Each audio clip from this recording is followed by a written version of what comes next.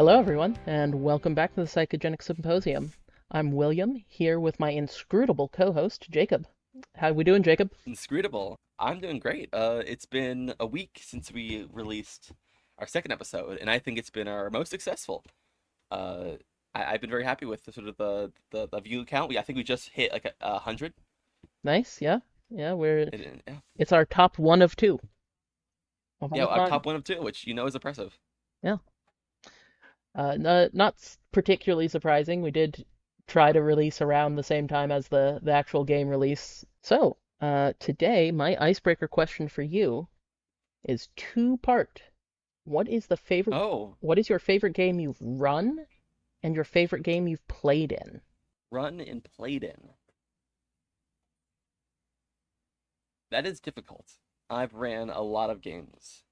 I've been running a game with Arden Vool, which is a gigantic OSR mega dungeon for the past like 2, 3 months, and it has been really eye opening and a challenge. But it's just been such a experience just to do how different it is to all other things I've ever ran. And that campaign and my players have been great.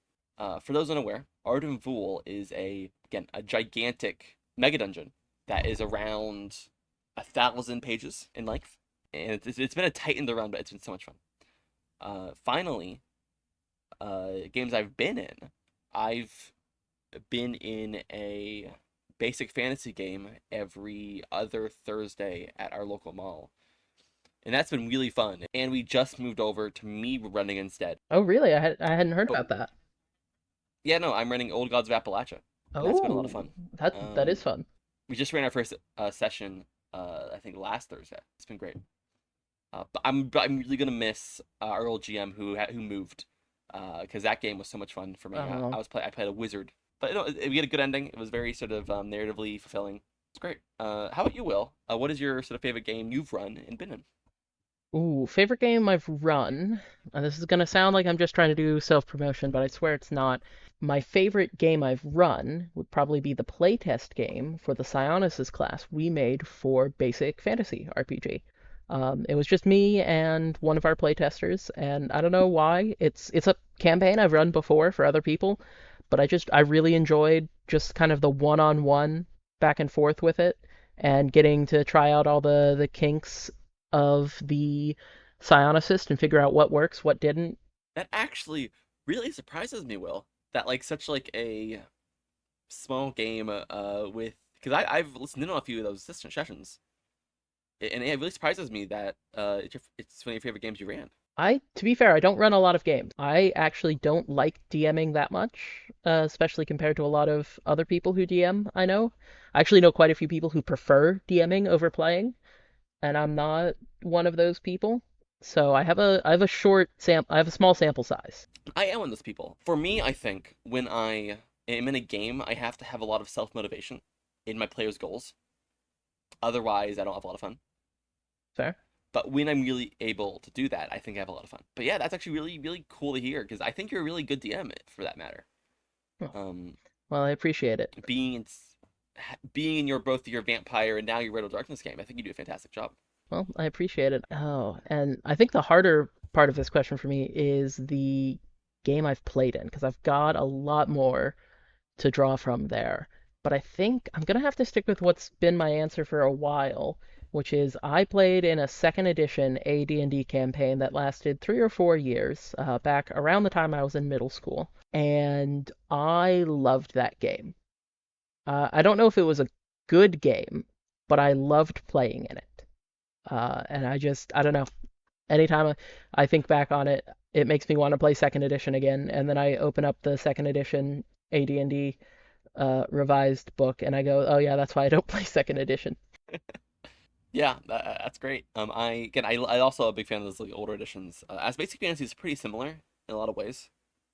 Still different, but I think fairly similar. Yeah.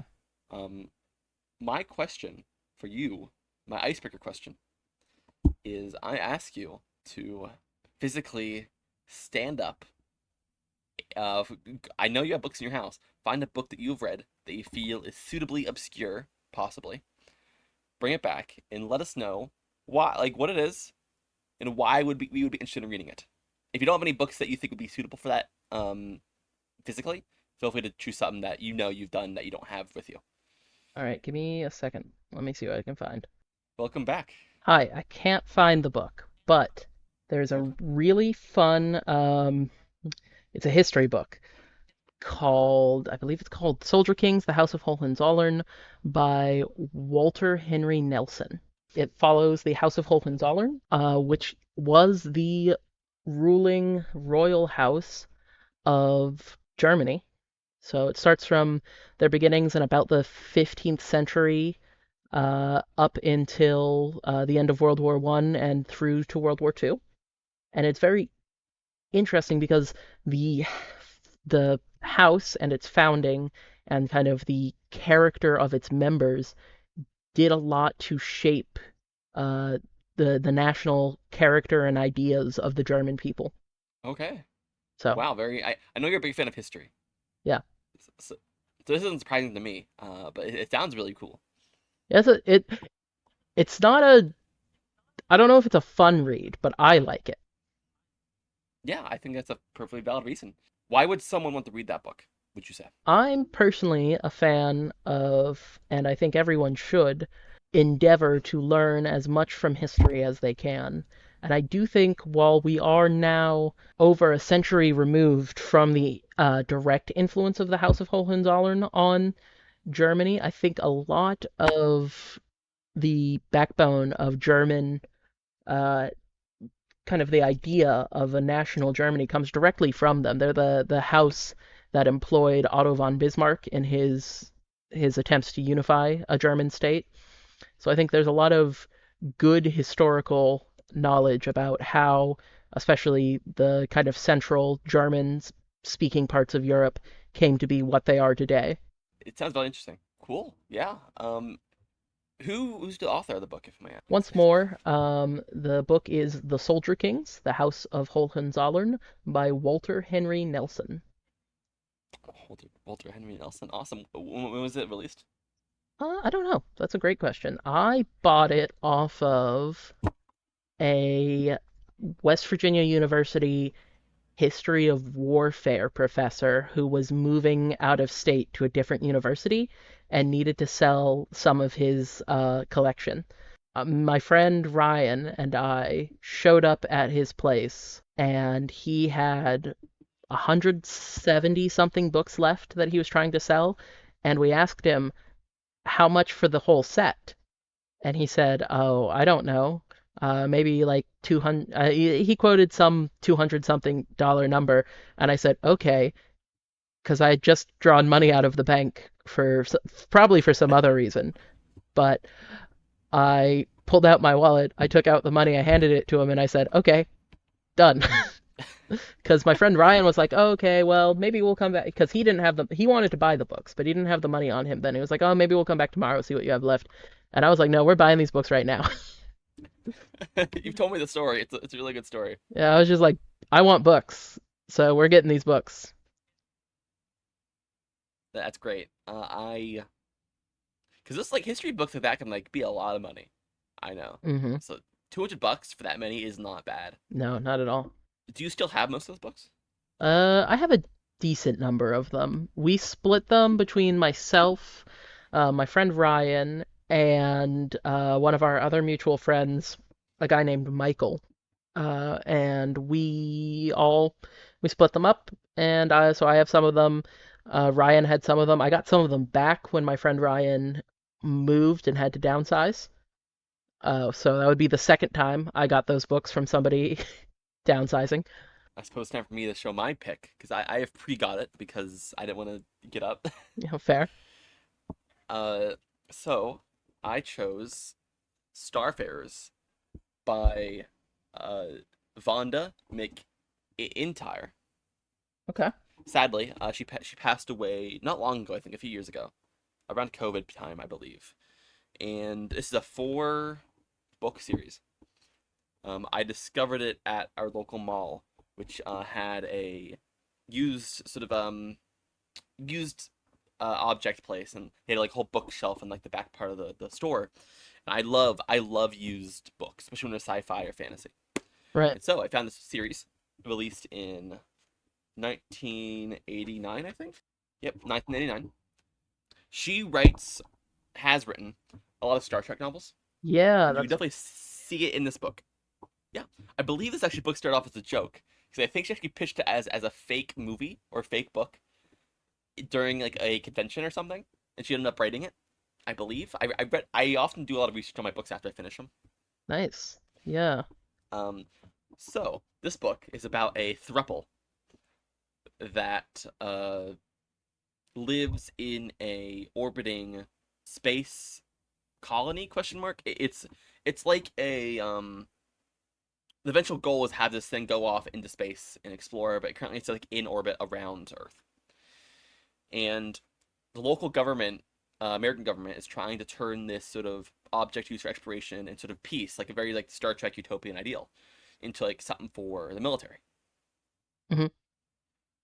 And the thing is, the campus is utopian. It is like it's this very nice, like almost like college campus vibes. It's like these nice like environmental homes, like almost like Hobbit-esque things that are like underground, like these like this great sort of setting of this very almost like communal place. And so to avoid the military getting a hold of the ship, most of the colony rebels and they actually end up uh leaving oh wow. into space. Yeah. And it's their process of like encountering various interstellar stuff in life for the first time, first contact with these guys who just ran away from Earth. It's like, again, it's very sort of ideal, like a Star Trek esque communal ideal. This is what I find interesting. It's not like Star Trek where everyone is all like sort of mutually agreed. Hey, this is the ideal. Like Right. this is like how our society works. It is like directly contrasting society at home, which directly opposes that, which I feel is very pertinent now. I believe. Sadly, I think the ending for this book from the series is horrendous. Oh. But beyond that, because it ends very anticlimactically. But beyond that, it is a really good book, really good 4 book series, and I really enjoyed it. And that's my sort of my book report. Yeah. It sounds really Well, this fun. is yeah. Again, having a 3-person polycule in 1989 as your main characters is actually very, I think, unique. Yeah, it is. I was really surprised when I started reading it. I was like, really? So, Will, what system are we doing today? Well, today we are doing Chronicles of Darkness, uh, which we chose because it is a system that is very near and dear to my heart. And I have extensive experience with it, and you have a little bit of experience with it. Yeah, a little bit, not much. Most recently, I ran a solo session for you last night because one of our other players couldn't make it, so you were the only one who could, and I had to think up something to do. It was a lot of fun though. I really enjoyed it. Yeah, I'm glad to hear it. So Chronicles of Darkness is a sister system to the old classic World of Darkness system. Chronicles of Darkness was made or published by Onyx Path Publishing, who retained the rights for World and Chronicles of Darkness for quite a while. I don't know when they first got the rights, but they had them for quite a while. Even after they kind of reconstituted White Wolf, who was the original publisher, they were a subsidiary of Onyx Path or something weird like that. The main conceit for Chronicles of Darkness is it takes a lot of the same general setting elements that people might be familiar with from classic World of Darkness, but puts them in a metaplot agnostic system. So Chronicles of Darkness has vampires and werewolves and all the other things you might expect, but instead of having predefined origins and plot lines, Chronicles of Darkness is peppered with a bunch of little ideas for where things might have come from and where they might go that you can kind of use to build your own uh, World of Darkness. I think the first edition that was kind of sort of marketed as the new World of Darkness came out sometime in the 2000 early 2000 teens. I want early to mid 2000 teens. After the end of classic World of Darkness, more or less. I think it was might have been before the V20 revamp actually. And yeah, it's a very fun system. It uses the storyteller system, which is a D10 dice pool system. It focuses heavily on, as we found out last night with the aspirations, trying to kind of do player-led storytelling. It's got the aspiration system, which lets a player write down things either they want to have happen to their character or their character wants to do in world to kind of help the DM build stories to their players. So that's pretty fun. I really like that element of the game because I think for so many games I run, it's really hard to get the players invested. Mhm. And having a system in the game that is like, hey, make aspirations, I think is a very good way to do it. I agree. Yeah, it's been one of my favorite parts, especially one of the one of the pieces of it that's not super obvious when you first think about it, but is really cool, is because the things can be stuff that you as a player want to happen. Your aspirations don't have to be good for your character. I played in a Mage the Awakening second edition LARP where one of my I was kind of playing a hardline mage in this magical government, and one of my aspirations was to receive significant pushback from the other players as I tried to implement more authoritarian and autocratic policies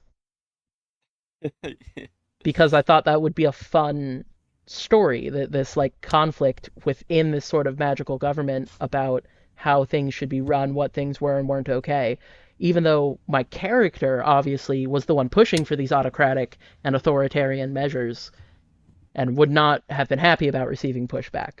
Yeah, I really enjoy that. Again, I'm running Old Gods Appalachia recently, and that is very similar to how they do things. They use an arc system now, so it's like one goal sort of separated, which I don't think I like as well as the aspiration system they use here because they can be more disconnected in theming. That's fair. Yeah, I don't I don't know enough about the Old Gods of Appalachia system to really compare the two. I'll be honest. I've played in a short adventure for Old Gods of Appalachia, like a 2 or 3 session adventure.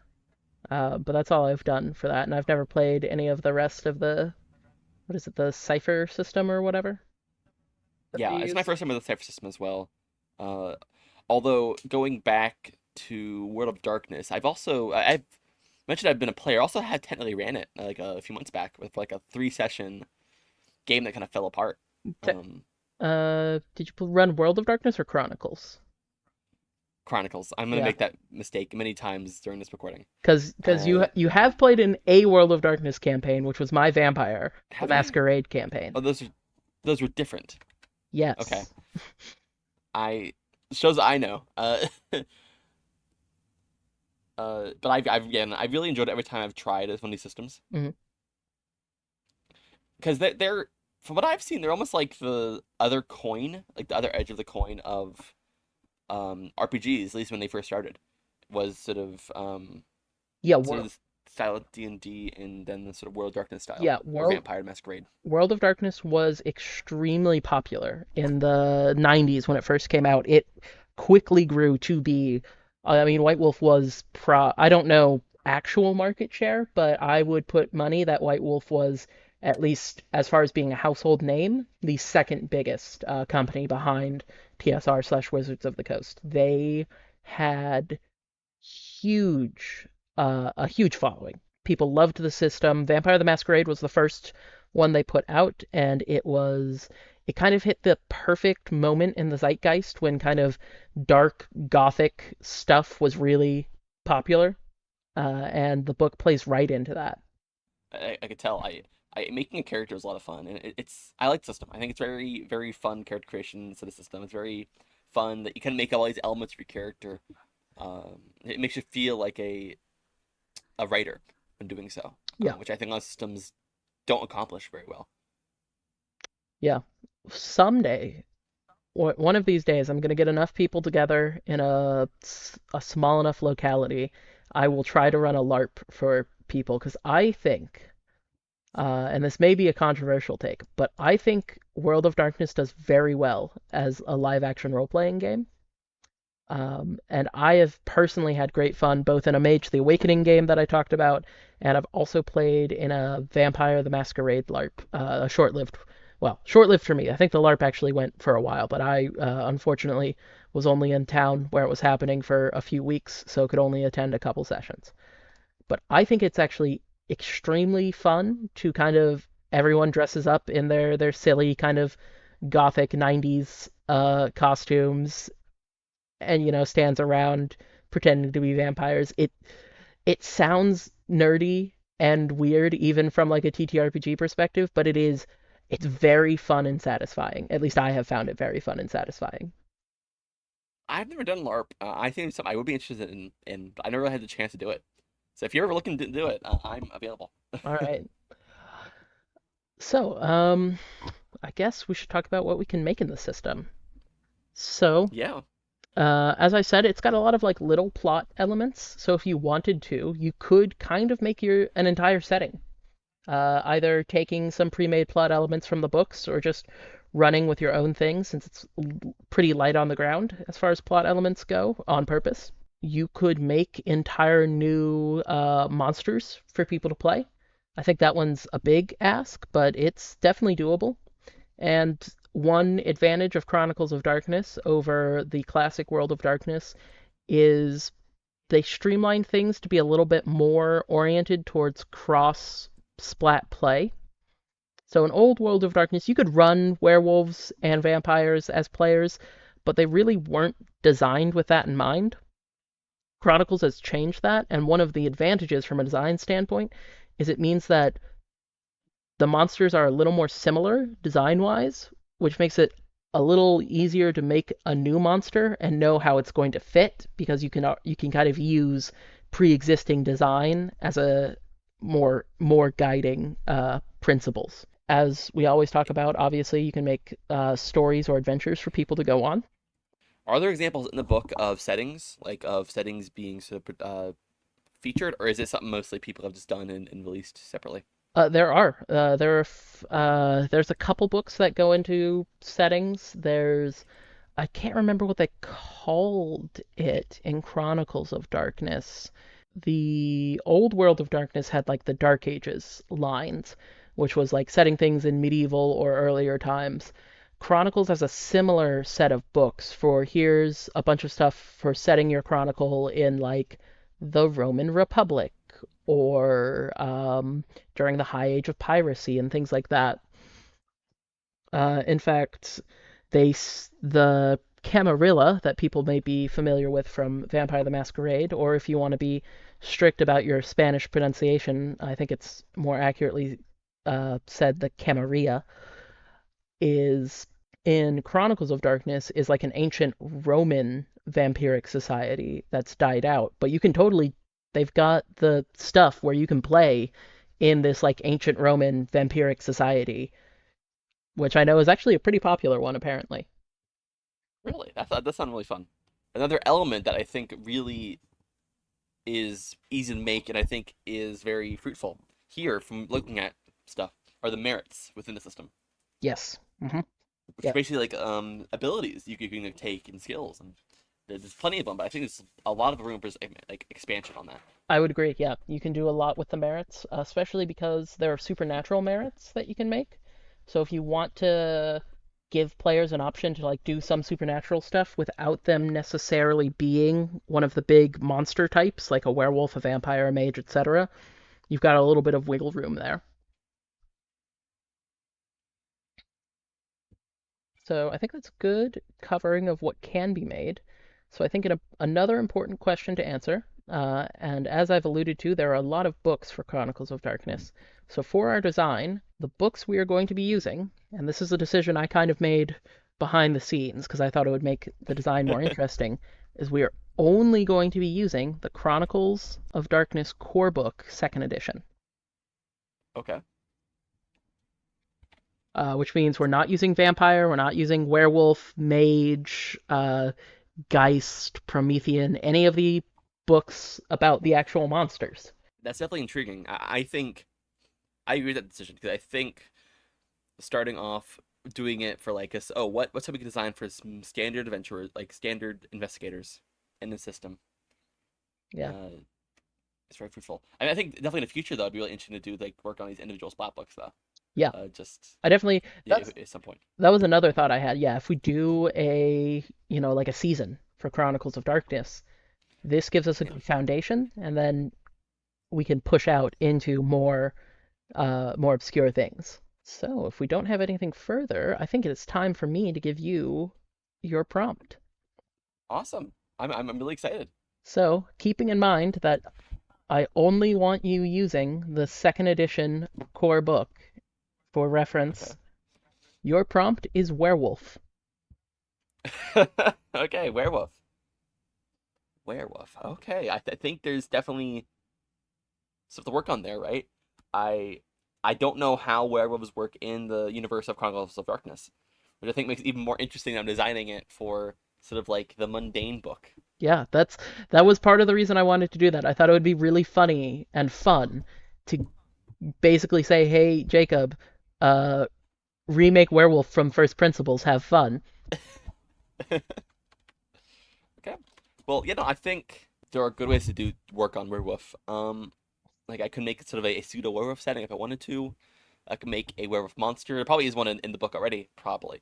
But I can always like expand upon that. I can make a specific bad guy, maybe. I don't know. Hmm. I think there's a lot of like sort of room there. I can make some player options. Yeah, Um, like is there like a type of like werewolf that's like part werewolf? Is like a term for it? I don't know.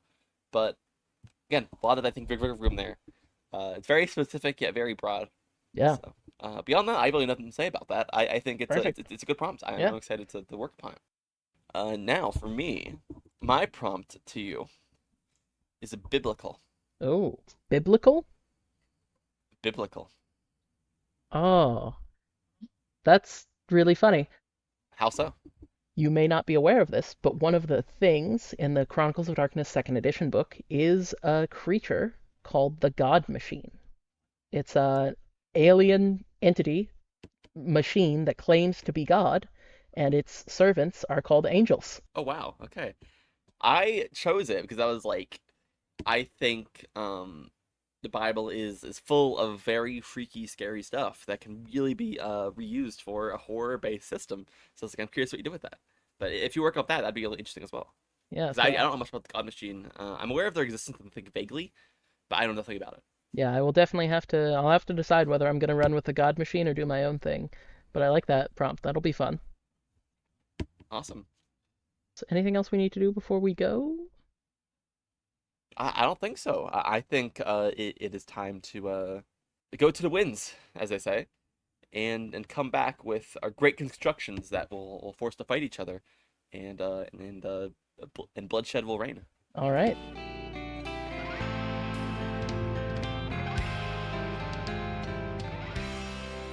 Well, welcome back, everyone, and welcome back, Will. We've returned from our myriad of seconds in which we made some products. Yeah, some projects, and I'm really excited to share them. So, how did you feel overall, Will, about your sort of I felt really showing good. today? I had a lot of fun. I knew pretty quickly what I wanted to do, so it was easy for me to get into it. How about you? I was the opposite. I started, and I was like, I don't know what I'm doing with this. And then as I kept thinking, and I really did it last minute because I really didn't know what I was doing for the longest time. I had ideas, but nothing like concrete. But I'm happy. I think. I think what I made is pretty neat. Fair. I think we're gonna start with you. What did you make for us? And to remind our friends at home, I believe your prompt was werewolf. Okay. Yeah, werewolf. So I like making weird things, as you know, and werewolf isn't too weird. Is what I think was troublesome for me. I could make a werewolf adventure. That would be something. Or I could have made a werewolf merits or something along those lines. I felt there was a very limited amount you could do with werewolf. So eventually, I decided upon the lycanthrope, and not just the lycanthrope, quote the lycanthrope, end quote. Oh, okay. um, yeah. So it is a creature stat block, which it kind of gives you a guide in the book. Yeah. But I had a hard time with the mechanics and designing for the system because I just haven't designed anything for a system like this before. So I just made a creature, which I think is pretty straightforward, although with some sort of custom ability. So the lycanthrope is basically, what if an alien abducted a werewolf and tried to make their own? Okay. So it's not a werewolf. It's quote unquote the lycanthrope because Hmm. it's not an actual werewolf, but it kind of appears to be. All right, that's fun. Uh, its sort of whole deal is that in a world of supernatural sort of oddities, there's something that looks like what certain sort of oddity but isn't. And maybe I like the idea of a party of sort of mundane people seeing, oh, it's just a werewolf, but it's fake, and then through that discovering that there are actually werewolves that exist. I think would be very funny. That would be cool. I think I sort of said in sort of the whole description bit of this sort of monster. I think an interesting part about this creature is how other supernatural creatures will react to its presence. Right. So if it if we see a sort of tribe of werewolves like being like blamed for sort of like this these killings, then it's like we didn't do that. It's meant to be like a discombobulating sort of enemy in the midst of like sort of a already existing supernatural ecosystem, if that makes sense. Yeah, that's fun. A part I like about it is similar to the werewolf, how like the werewolf sort of can like spread their curse. This creature can do it to a degree by almost using up people as like the power itself. Almost like it subsumes people, like has like maybe an internal cavity where it like sort of almost like uses like these suffering people as a power source and needing like to switch them out every so often. Oh, okay. And I was pretty happy with that sort of as an idea. Like maybe like That's at the crime scene of someone's disappearance, you see a body of someone completely different, fully sort of wasted away. I thought it was a pretty interesting sort of element. yeah, that's fun. I like that. Yeah. So for those unaware of how these sort of stat blocks work, they're pretty sort of in depth. An optional portion of it is actually choosing a weakness for the creature, and I wanted there to be a weakness because I think it's very strong. If anything, it's too strong. I don't know how like sort of the tune those knobs yet. That's fair. So I made one of those weaknesses being strong magnets. I like that sort of idea of like if you have a strong enough magnet, it can somehow repel it or resist it, or maybe it flees into the face of sort of it. Right, right. That's fun. So you used the horror making rules, right? Yes, yeah, because again, I felt like monster is really the only way I could go. Let's say when make a full adventure, I could, but I was like, I don't think I want to do that or monster. And so this is sort of my attempt to make a werewolf, but not. Um, Yeah, that's fun. I have to say I am because I'm running a Chronicles of Darkness game that you are in, and I am mhm, excited. You guys will eventually probably run into werewolves, and I am excited yeah. for you to see how the myriad ways that Chronicles and World of Darkness werewolves are different from what you might be expecting. Yeah, I'm sure this isn't wholly true to the World of Darkness werewolves. Like I put like some like terms from it in there. I was like, uh, Oh. I also partially think it's not only made with sort of the sort of a werewolf sort of being abducted, but it was also sort of the result of sort of the humanoid idea of what a werewolf is as a concept. As you often see in a lot of like alien movies, where like they almost like twist these already existing like ideas of like human creations. I also imagine maybe like change it up, like somehow make it tied to like the machine god somehow. I don't know how you would do that, Oh, but tied to the God Machine? That wouldn't be yeah, too hard. I mean, the God yeah. Machine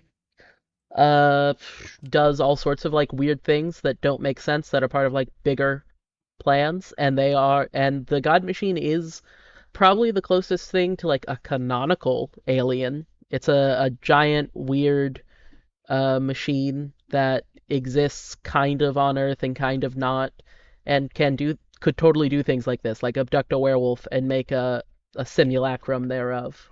So I was inspired directly by a few things.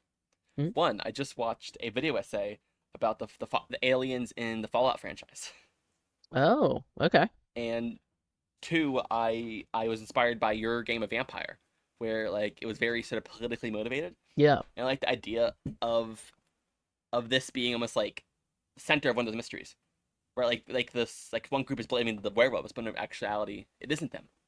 It's Yeah. just like other thing. I forgot that you guys Um, ran into a werewolf in my we vampire did. game. I was very inspired by that. Oh, In that way because I like that sort of I made him and I realized he's just a brute who has nothing like no sort of social elements, which I wasn't a fan of. So I put in the text, hey, where sort of it's lacking in the creature's social elements, mhm. fill that in with social elements of the groups around it, around this sort of this issue. Because again, I like the idea of the first time a group realizes their real werewolves exist is when they have to team up with them to stop a fake one. That's I think fair. it's very very fun.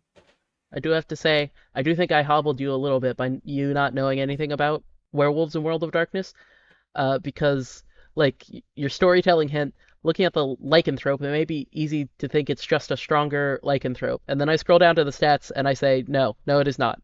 No, yeah, I don't know. I didn't know the power level. It is in fact a weaker lycanthrope by most counts. I guess it's got more health. It's probably got a higher health stat than a war form Aratha, but it's not going to heal as well. It's not going to hit as hard. It's going to do lethal instead of aggravated damage. So, but that's all right. Yeah, that's the that comes with the territory, right? Of designing for systems which I really never touched before in that way. But no, I think this is a good learning experience Yeah, I agree. in that way. I love the concept. Oh, thank you. I think it's a really fun idea. Yeah, I first started with the idea of like a fake werewolf that like just like uses people as their sort of power, almost like it still has a sort of like transmissible sort of vibe, but it works differently. I really like that. Yeah, yeah, I love it. I do. I also love like the living power source thing. That's fun and funny. Yeah. And I like a part of it is that's end goal is like what I put in here is to capture a werewolf in human form as its power source. Yeah, And that's its sort of its sort of victory condition. Because I imagine having a human is one thing, having a werewolf power is like a whole other sort of like ball game. yeah. I'd be really Um, interested because there are. I don't remember if Chronicles kept them. I think it did some, but World of Darkness, classic World of Darkness had a whole bunch of like rules for vampires for if you like drank blood from different supernatural types, and like mhm, temporary effects it would give. I'd love to see like if we were ever to expand this, I'd love to see something like that for the lycanthrope is like okay, this is like some changes that happen if they've got a werewolf that they're using to power it, or this is what happens if they like yeah, accidentally grab a vampire or a mage or 100%. one of the Mhm. changelings or what have you. That's I was thinking. I like if I had more time on this, I would totally make it so that depending on what like creature is in them, they would have like maybe like oh what if they get a mage, right? It has like different effects and it'd be like really like fun bad guy. And I almost imagine like if you stop this thing, that won't stop the whole thing forever, right? Like the whole part of it is he's like this is a test. Right.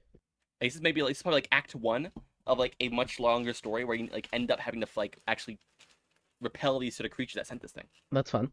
Um, you know. And if it leaves with a werewolf, that is really bad because it'll probably send more or do something worse with that, or Right. maybe to get stronger. It's yeah.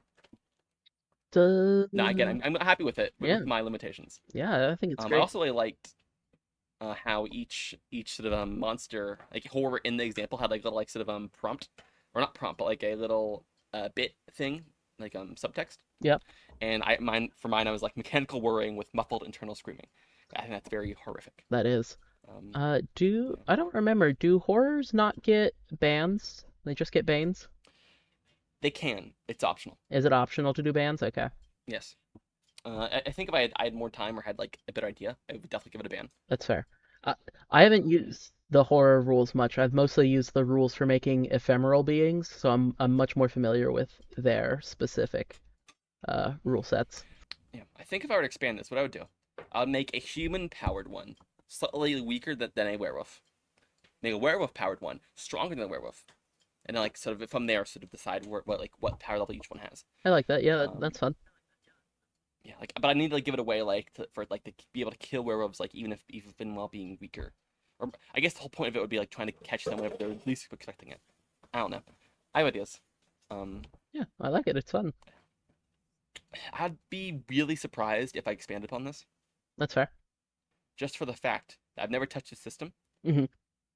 Like unless this episode's really popular, I don't know like when we'd ever like sort of expand upon this. But maybe I don't know. That's fair. Really, it was pretty like doing my thing was pretty simple. Like again, it was really just paint by numbers for the most part with the system present. That's fair. The whole sort of design was made mainly the vibe, the flavor, and sort of the idea around it. That's fair. Yeah. But Will, Yeah. I'm excited to see what you made since you have a lot of prior experience with the system. Yeah. And as a reminder for everyone, my prompt from you Okay. was, Biblical. yeah. I had a lot of fun with this. Um, as I said, most of my experience with making monsters for Chronicles does use the ephemeral being rules. So that's for making ghosts, spirits, and angels. So when you gave Okay. me biblical, I was like, oh, that's super easy. I'm going to do something with the God machine and its angels. And I ended up doing, as you might be able to see from the title at the top of my page, something inspired by the biblical story of the Tower of Babel. It's great. For those who might not be familiar with the story, humans were building a tower to reach the heavens, and to prevent the project's completion, God fractured language. So that before every human spoke the same language, everyone could communicate with each other. After this curse, everyone spoke different languages, so they couldn't cooperate to build the tower. So my Tower of Babel it takes on a bit of inspiration from the real world computer project, the Library of Babel. If you are familiar with it, and for those who are not familiar, the Library of Babel is an online database that contains, I think it started out with just text. I think they've added images and a bunch of other things, but it's just a massive database that contains all of the possible combinations of, I forget how many characters of ASCII text. And so you can find things like, in theory, we have a little scripting document for each episode of this podcast. In theory, I could, if I spent enough time, find the exact script I have written out for this episode in that database, because it is just all the possible permutations of ASCII characters. Once again, I don't remember the length of characters because there's a character limit for it. But so, taking those two things as inspiration, the Tower of Babel adventure. So the God Machine Chronicles have a specific setup for how they're designed. You've got the infrastructure, which is the actual stuff of the God Machine and what it is doing. You've got the interchangeable parts. This is usually just a little thing about what the character should be like. And linchpins, these are important parts of the infrastructure that can be disrupted in some way. And then you've got escalations. This is usually a way to escalate things to one of the other chronicles if the players don't get involved or fail to do something. I've deviated a little bit from that, and then I've got two stat blocks for it. So I'll start up at the top with the infrastructure. Throughout the world, there are little pockets of a vast ephemeral library. This library contains all the written works of all mankind, spread out between hundreds of branches, quote unquote, that reside in buildings and structures that were either the tallest in the world for some period of time, or were extremely culturally important to the people who built them. So that's kind of my Tower of Babel connection, is a lot of these branches are in structures that were the tallest in the world for some period of time, kind of harkening back to, building a tower up to the heavens. So, for instance, there's a branch in the Empire State Building. There's a branch in the Burj Khalifa.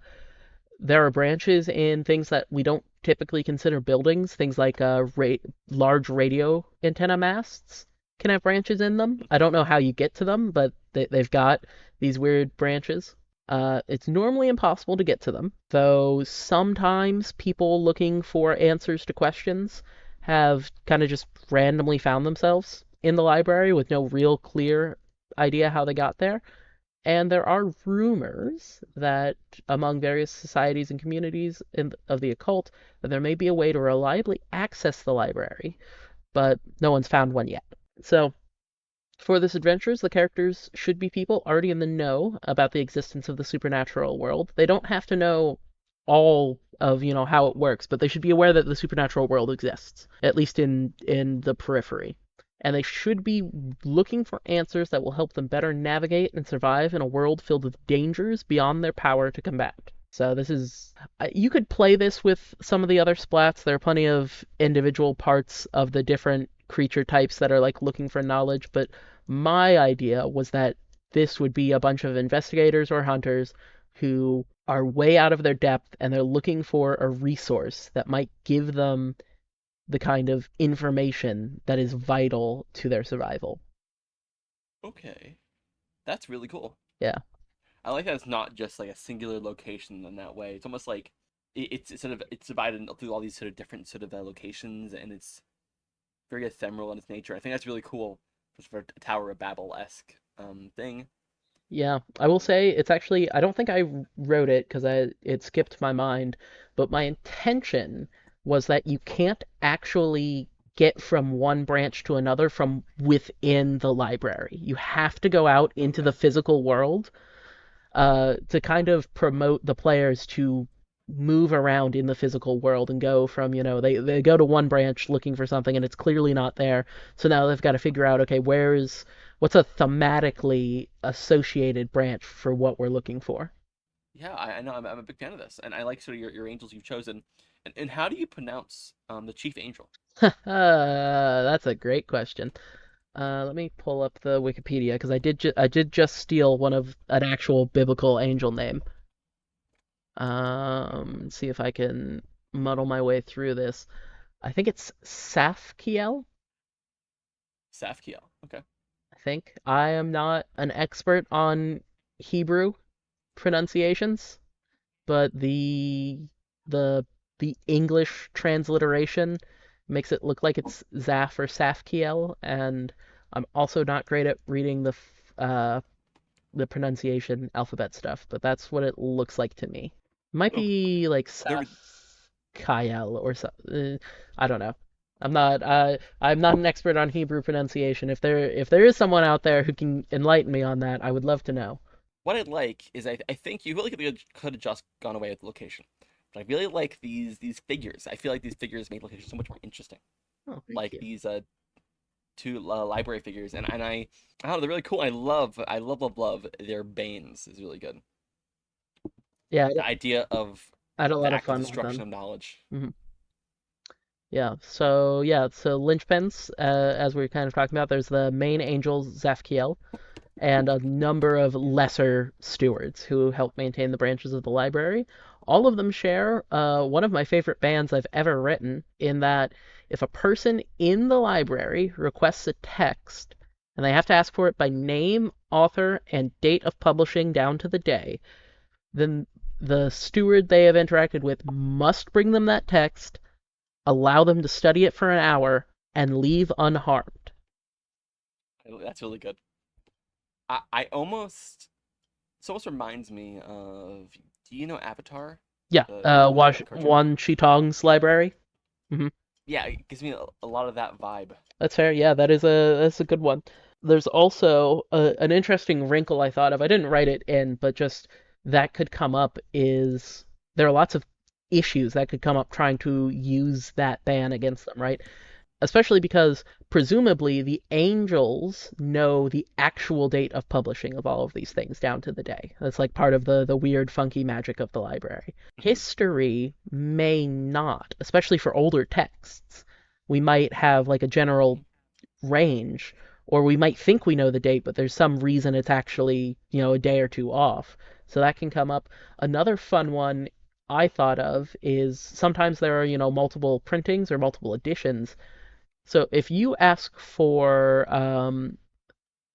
instance, I don't know, The Rights of Man, published by Thomas Paine in March 1791, you are going to get the version published then. If there was a version published, I don't know, 5 years later that is different, you would need to ask for that one by date. Otherwise, you are going to get the version of the product made on the date you ask for. That's nice. I almost imagine a mage coming to find some text and it's like, I don't know how when this was made.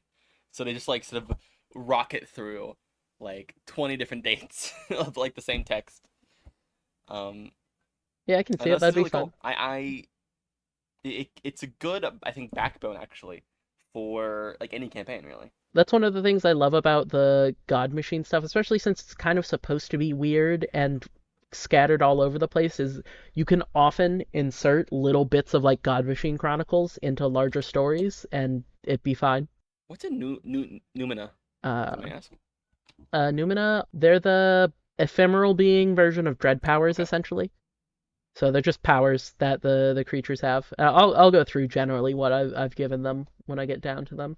So one of the other fun linchpins is there is a ritual to stabilize a branch of the library so that you can access it easily and cut it off from the stewards and the rest of the library. But the only copy of this ritual, the only existing copy, resides in the library itself. That's really cool. So basically, do you imagine that almost like entailing like these sub-dimensional things being connected like with a permanent portal and like that being sort of there, or do you like coming into the physical world? I was thinking more, yeah, more the first one. Probably the ritual would create some item or number of items that would allow you to access the branch from the location, or perhaps the ritual would create a smaller, like less intense ritual that allows you to access the location for like if I'm thinking something like the Empire State Building, maybe if you successfully stabilize the branch in the Empire State Building, if you get on one of the elevators and press a certain sequence of buttons, it goes up a few floors, and then when the doors open, it opens into the library instead of whatever floor it should be. So something like that, where it's still not like a physical building. It's still a weird ephemeral thing that you have to get to, but you have some reliable method of Okay. getting to it. And do these sort of and you said it's severed. Do these sort of angelic sort of not like keepers not have access afterwards? Would you think? Yeah. Yeah, that's I'll be honest. yeah. They do not have access afterwards. Is this like the Tower or the Library of Babel where like there's a lot of like nonsense books, or is it like all the books like actually something that's been published? I've gone back and forth on that. I think there are sections of the library that are probably filled with like random pages of Mm-hmm. nothing. Or one of the things I do know, I don't know if they're actual gibberish, but it does contain all works from history as well as like future works. Like you could walk into the section of the Library of Babel and find something published in like Okay. 2280, probably in a language no one speaks yet, probably about a topic that makes no sense to you, but you could definitely find like future stuff That's really in cool. there. The stewards are probably less eager to help people realize that and find that out because it kind of can mess with some of the God Machine stuff, but it does That's exist. cool. So I don't know if there's quite the literal like gibberish text that the real world Library of Babel has, but I think there's stuff that's close enough. Did you just say the real world Library of Babel? I want to go there. So Well, it's a website. yeah, but It's real. the way you said it made it sound like an actual physical location. You could make a physical location. I don't think you could fit most of the text, but you know, And something I like really like about the idea of that ritual is I imagine players coming to sort of the section of the library and asking for a book, and the book's not in the library because this whole section's been almost like cut off. yeah, Yeah, and so it's like yeah, I don't know, it's not I'm not there anymore.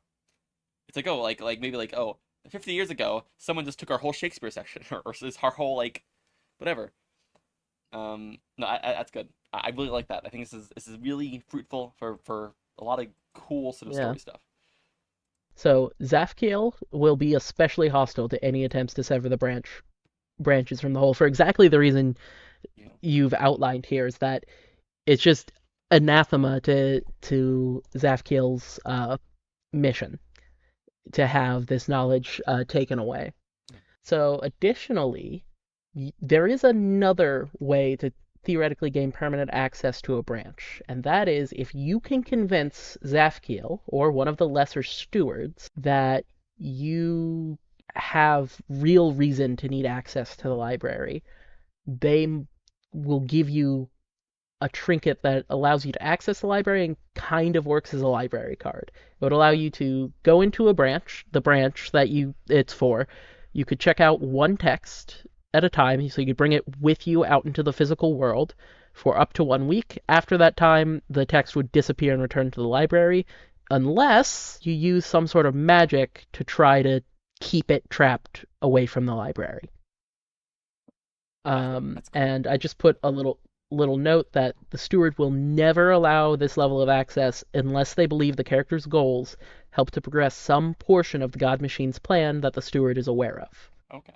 So Interesting. even if you have a really good reason, if they don't see a way it helps with the overarching plans of the God Machine, they're just gonna say no. Do you think after they've gifted the library card and like let's say they did their part in the God Machine's plan, do you think they'll let them keep the library card?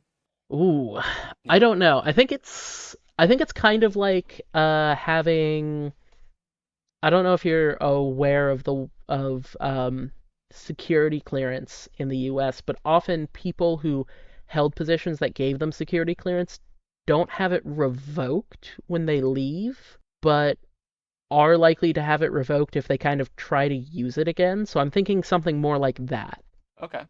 in which they're not going to like take the physical item from you, but if you show up and check out a book again after like you've done whatever has come to pass that they were trying to get to come to pass using your access to the library, that's going to be the last book you're able to check out. Okay. After that, it's going to be no bueno, which could be fun as like a story if your character's aware of that and they've kind of like got this one time use that could be really good and really important, but they've got to think about it. They've got to really make sure it's important. I almost imagine it's like sort of old sort of researcher or dude and he's like maybe like 50 years ago he got into the library and he got a pass because he was doing something really important and he saved it. He still has it and he's just saving it for that one day that maybe he needs to go back. And like the idea is like this sort of like object that's like kept like safe and it's like hey you could technically steal it from him. Like maybe some people know he has it and it's like you could try to steal it. Oh, that would be fun. Yeah. I think the only thing I'm sad about with this adventure is I can't now use this in my own Chronicles of Darkness game. Oh, you totally could. You totally could. I think I that'd be could. I'd have to work on it, but I could. yeah. So for escalation, I think I mentioned this is usually um, tied into other existing God Machine Chronicles that are in the book. I didn't want to tie it too closely to any of those, so I just wrote out some things that happen if they if certain things go down. Like if the investigators attempt to sever a branch but fail, the whole library gets shifted more out of phase and is housed completely within Twilight, which that's where ephemeral beings live and exist, is in Twilight. Uh, So it makes it difficult, much more difficult to interact with the library. Not technically impossible, but much more difficult. It's kind of a defense mechanism. that's very Wan Shitong library right there. Yeah, that's exactly what Yeah, we yeah, get. yeah. Pull it back into the spirit world. Yeah. Hmm.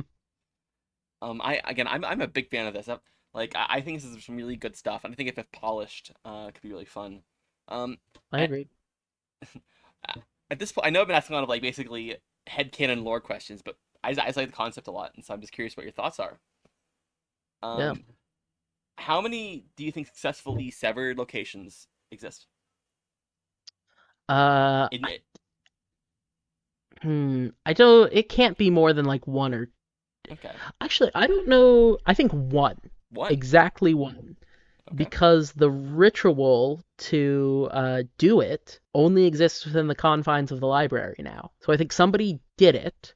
There was a retaliation that ended up with Zafkiel or one of the other stewards taking all the mentions of this ritual into a branch of the library so that no one else could do it again. So I think there is one branch out there somewhere that is stable and you could theoretically get into if you can find the right key or the right ritual. that's really fun. I don't know what's I don't know what's in it. I'm sure if I ever used it in a game, something appropriately interesting would be in it. Yeah, that's really cool. I'd really like to see uses at some point. I think you really got some cool lore stuff here. Yeah, I'm excited. The last bit of escalation is that if you are given access by the stewards, and I kind of touched on this talking about why the stewards would give you access, any investigators given access by the stewards should find increasingly strange phenomena happening around them, perhaps tied to one of the existing God Machine Chronicles and Chronicles of Darkness 2E. So if you hadn't seen them, there are a whole bunch, starting on what page is it? Page 196 of the Chronicles of Darkness second edition book, there is a whole bunch of pre-made God Machine Chronicles. A lot of them are fun. They split them up between like small local ones and big like world spanning or cosmic ones. And their escalation sections always say, oh, maybe this leads to this thing, or after people have done stuff, maybe it touches on this other thing. So that's kind of my way of tying it into the greater God Machine Chronicles.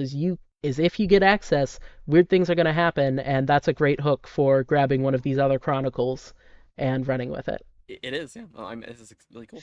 I Yeah, I saw those in the book. They seemed cool as well. Yeah, they're fun. I like they have a very lightweight style to making them. I mean, none of them are more than 3 pages, I don't think. Yeah, Which I really enjoy, and that's kind of why I made a God Machine Chronicle. I knew it was within the scope. yeah. So lastly, I'll just go over the stat block I made for Zafkiel and then for the Lesser Stewards. So Zafkiel is a rank 5 angel, and what that means is he is one of the most powerful ephemeral beings that can manifest themselves in the world. Theoretically, there might be more powerful angels, but they can't just appear in the world. His virtue is, and the virtue of all the stewards is precise. Okay. His Zafkiel's vice is forgiving. He is forgiving of humanities and the mistakes they might make in their quest for knowledge. Like we said, one of the branches of this library has been permanently cut off, but the library is still now accessible. I mean, for a time it would have been harder to be accessible, but it's come back into phase because Zafkiel cannot. Basically, he can't hold a grudge against people looking for knowledge. I like that a lot. Yeah, he is he's not really someone you're supposed to fight. So he's a rank 5 entity. He has 15s across the board, and the way ephemeral beings work is they don't have the 9 stats everyone else do. They have a simplified 3 stats: power, finesse, and resistance. So he has 15 dice for power, finesse, and resistance, which means some of his dice pools, in theory, could be like 30 or more dice. Wow. You are not supposed to just walk up. If you walk up to Zafkiel and try to just murk him, that's on you. I I cannot help the person who decides they're just going to try to kill a rank 5 angel because they wanna. So the Numina that we talked about a little bit more are powers they have.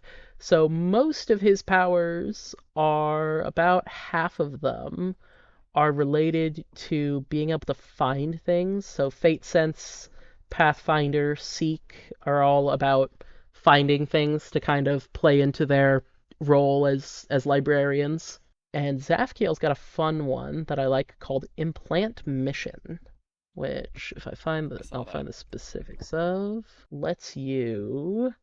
This Newman grants a mortal a vision of a task the entity wishes him to accomplish and a magical determination to see it through. The entity pays 2 essence and rolls power plus finesse.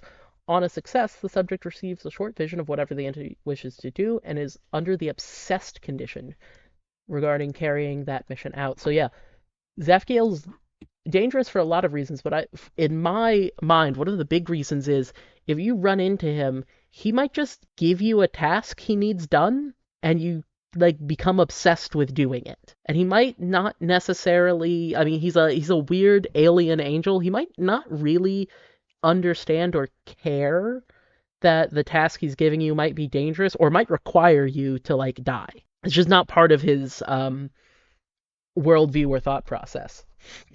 So his ban, he has the normal bans that all stewards do that I talked about earlier, but also if he is in conflict with someone who seeks only to enlighten the world and spread knowledge, all of his attributes are reduced to 10, which still makes him extremely dangerous. But in theory, if your character truly only wishes to enlighten the world and spread knowledge, Zafkiel is a manageable threat. I'm curious. This is purely like a speculation in character. I imagine one of the ways you could really even try to kill this sort of angel is somehow, I don't know if either by destroying or redacting or almost using like the weapon, the one piece of library that's been separated. So I'm using that as like almost a That would be weapon. cool. Yeah, And that'd yeah, I be could a see that. no, but I'm yeah, this is really cool.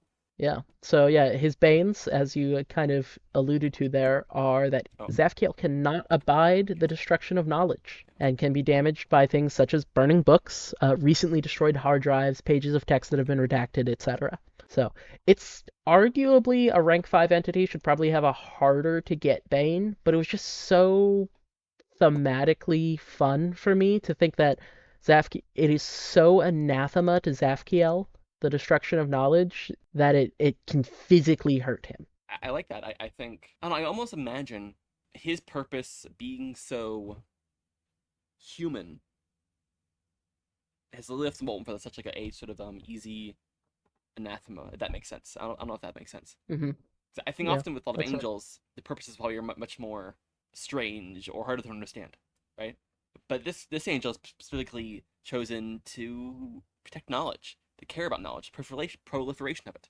They're almost inviting themselves to be engaged with, right? Yeah. And that's like Mm. one of their sort of main weaknesses in sort of doing that. Yeah. Mm. His biggest weakness is his own humility. Yeah, his own humanity, humility, yeah, for sure. So the lesser stewards are rank 2 and significantly less powerful than Zafkiel.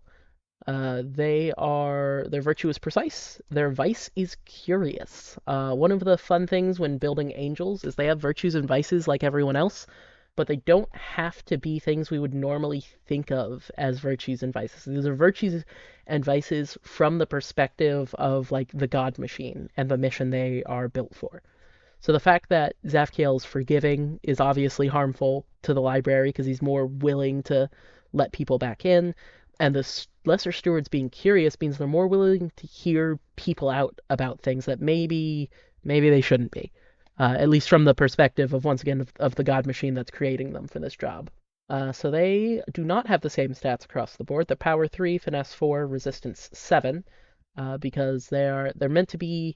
My conception with that is they're not meant to hit very hard or avoid being hit so much as they're meant to be enduring constructs, right? They're meant to take any sort of punishment and just keep doing their job. So to reflect that, their Numina, they've got Pathfinder and Seek, once again, for, that's all about finding things. They've got Regenerate, which Zafkiel did as well, for healing, and Stalwart, which I think Zafkiel does have Stalwart. It doesn't really mean anything for him, because Stalwart makes your defense, instead of being the lower of your power or finesse, it makes your defense score equal to your resistance. And once again, I imagine that in fiction, what this means is they're not like dodging or getting out of the way of attacks. They're just they can just take more damage. They can just take more punishment. There's a certain like threshold of damage you have to do before they even notice it. The lesser stewards just have the ban I talked about already. If you ask for the text by name, author, and date of publishing to the day, they will get it for you, allow you to study it for 1 hour, and leave unharmed. And their banes are a weapon dusted with the ashes of a burnt book. Yeah, which I thought was fun because it means you don't have to be like actively burning a book or anything else like that to hurt them the same way you do Zafkiel. Just the kind of the essence of this thing is enough because they're so much lesser. I will recommend if you want to make it a bit more rare, you can always make it a rare book. I'd want to be more specific than just rare, but I don't know how specific I would get with that. I think legitimately, I think this is your best showing out of our three Oh, sort of thank pilot you. episodes. I really like this. Yeah, I was excited. I was really interested in this. I think it helps that the prompt, the biblical prompt, plays really well into Chronicles of Darkness with having the God machine and it already being kind of a weird biblical thing. Yeah, I was really happy that you kind of played really into the biblical aspect because that's kind of I think it's really good. I how would you if so I guess the main question is how would you expand upon this if you were to like sort of make this like a full thing and sort of how do you feel about doing that? Like, do you think like oh this is like basically as far as you want to take it? Like, do you want to expand it if you had a choice? Like, what do you think? I would love to expand it. If I was going to expand it, I'd want to write out some ideas for like some different branches. I'd probably write something up about that the severed branch, and then I'd probably write up some stuff about different like branches at well-known land sites. Like the Burj Khalifa has a would have a branch I'd want to write something up about. Maybe the Eiffel Tower, the Empire State Building, things like that. I'd want to write up little, not anything super long, but just little like here's the kind of stuff that's in that branch, and maybe here's like one thing that's different about this branch compared to all the others would be fun. I think I'd give a second pass to the Banes. I think I totally forgot that ephemeral beings are supposed to have influence. So I would give them, I'd need to give them their influences, which wouldn't be hard. I've just silly of me to have forgotten to do it. Yeah, I think this is really good. Oh, how common do you think these sort of these sections of the library are? I think Like, could you find one that's a great in where question. we live? You think, or is it more of like a only sort of major locations have like a lot of cultural influence more so than like our town would have, which is like pretty.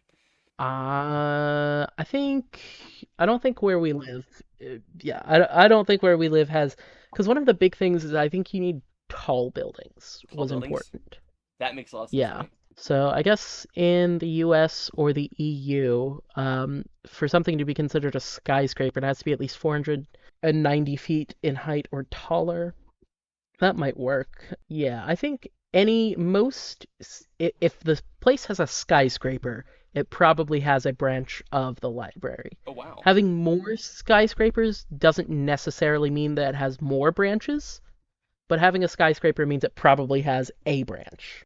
Do you think structures that are very high, like would Machu Picchu have a branch? Since that's not like high in terms of being a skyscraper. That's very high elevation wise. No, it needs to be man-made structures.